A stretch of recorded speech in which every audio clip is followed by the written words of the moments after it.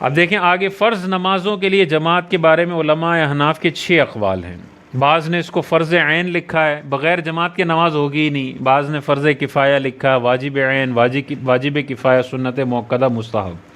یہ 6 اقوال ہیں، لیکن اعلیٰ حضرت امام اہل سنت نے، صاحب بہار شریعت نے، ہمارے جمہور بڑے بڑے علماء نے اس کو کیا لکھا ہے؟ واجب۔ جماعت ہر مسلمان کے لیے 5 وقت کی نماز جماعت کے ساتھ پڑھنا واجب ہے۔ لیکن اب کس مسجد میں جماعت واجب ہے؟ مسجد محلہ میں نماز کی جماعت جو ہے وہ واجب ہے، یعنی آپ کے ایریا کے اندر جو نیئرسٹ مسجد ہے اس کی جماعت آپ پر واجب ہے، جو قریب میں مسجد ہے، اور جہاں پہ امام بھی معین ہے، مؤذن بھی ہے، باقاعدہ اذان اور اقامت کے ساتھ نماز پڑھی جاتی ہے، جسے ہم جماعت مستحبہ کہتے ہیں، یا جماعت جو نارمل پہلی جماعت ہوتی ہے وہ، تو وہ ہم پر قریب والی مسجد کی واجب ہے۔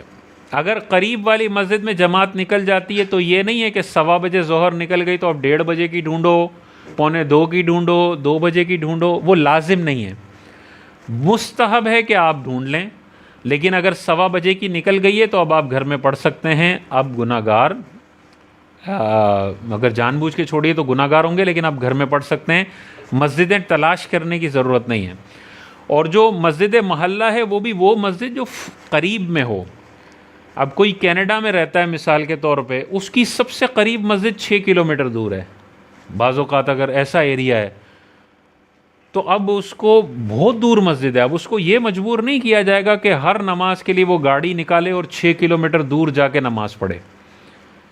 جا سکتا ہے ایزیلی، پیٹرول کا اس کو مسئلہ نہیں ہے، گاڑی کا مسئلہ نہیں ہے تو چلا جائے، لیکن روزانہ 5 دفعہ اس کو کہا جائے تو کتنا کلومیٹر بن گیا یہ؟ 5 کلومیٹر جانا، 5 کلومیٹر آنا، 10 کلومیٹر ایک نماز، 5 نمازیں کتنی ہو گئیں؟ 50 کلومیٹر، اس کے کتنے ڈالر کا پیٹرول لگ جائے گا؟ تو اتنی شریعت میں سختی جماعت کے حوالے سے نہیں ہے، ٹھیک ہے نا۔ جو قریب میں مسجد ہے جہاں پہ آپ 5-10 منٹ واک کر کے پہنچ جاتے ہیں، 5-10 منٹ اسکوٹر چلا کے چلے جاتے ہیں، وہ واجب ہوگی۔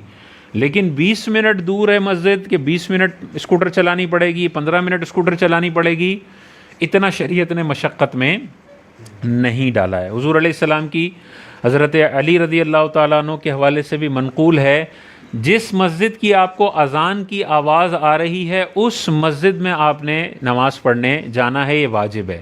جس کی اذان کی آواز آپ تک نہیں پہنچ رہی اس کی جماعت آپ پر واجب نہیں ہے۔ تو نیئرسٹ جو مسجد ہوتی ہے اس کی ہمیں اذان کی آواز آتی ہے، دور کی مسجدوں کی اذان کی آواز ہمیں نہیں آتی، تو بس قریب والی نماز مسجد میں اذان ہو رہی ہے، آپ نے جماعت کے لیے جانا ہے، یہ واجب ہے آپ پہ۔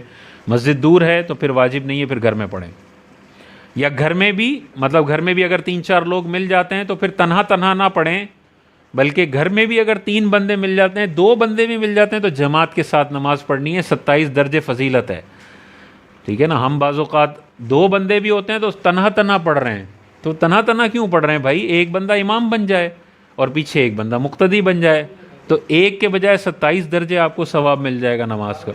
اور اس کے حوالے سے دیکھیں، تھوڑی سی حدیثیں ہمارے ذہن میں ہونی چاہیے۔ ہم بعض اوقات جماعت کو بہت غیر اہم سمجھتے ہیں، تو حدیثیں ہماری ذہن میں ہوں گی تو پھر ہم جماعت کو کچھ اہمیت دیں گے۔ حضور علیہ الصلاۃ والسلام نے ارشاد فرمایا، ظلم، پورا ظلم اور کفر اور منافقت ہے کہ آدمی اللہ کے منادی کو نماز کی ندا کرتا اور حی علی الفلاح کہتا سنے کہ مجھے بلایا جا رہا ہے اور پھر حاضر نہ ہو، یہ ایسا ظلم ہے جو پوری منافقت ہے۔ اسی طرح دیکھیں ایک اور حدیث پاک، حضور علیہ السلام نے ارشاد فرمایا، من سمع النداء، جو اذان سنے، ولم یأتہ، اور پھر نماز کے لیے نہیں آئے، فلا صلاۃ لہ، تو اس کی کوئی نماز اللہ کی بارگاہ میں مقبول نہیں ہے، کیونکہ جب اس کو بلایا جا رہا تھا تو وہ اللہ کی بارگاہ میں حاضر نہیں ہوا۔ الا من عذر، مگر کسی عذر کی وجہ سے، کوئی مجبوری ہے، کوئی عذر ہے تو پھر کر سکتا ہے۔